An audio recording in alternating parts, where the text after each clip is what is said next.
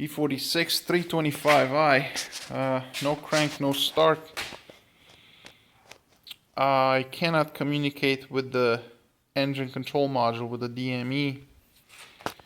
I have battery power terminal 30 going into it. Terminal 15 I'm only getting like 5 volts. I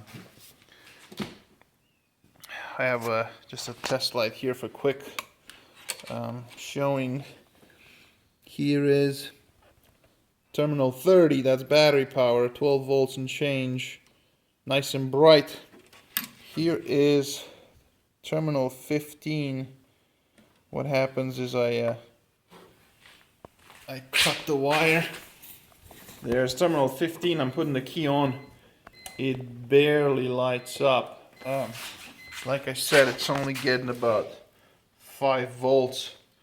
So what I did, I cut the terminal 15 wire going to the DME, and I gave it a terminal 15 from the ignition switch. So now, with the key on and running that separate wire from the ignition switch,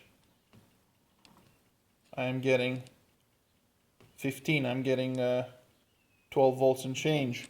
So we have terminal 30, we have terminal 15, we have our grounds. Let me just switch up the test light. This is hooked up to the battery plus, and I'm checking the grounds now at the ECU. There it is, one ground, second ground, and the third ground. So we have power, we have switched power, and we have grounds. And the ECU does not come on.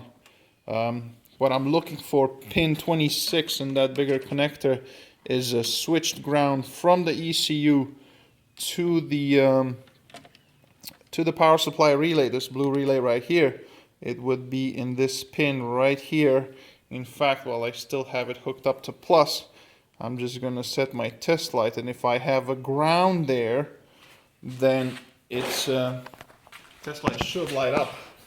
However, there it is, nothing. No ground at the relay. So again, it tells me that the DME, the engine control module, is just not. It's just not there. Nobody's home there. Now, I'm going to swap my lead to provide a ground for it. So now we have, let me just make sure that the car's turned on. Okay, ignition on.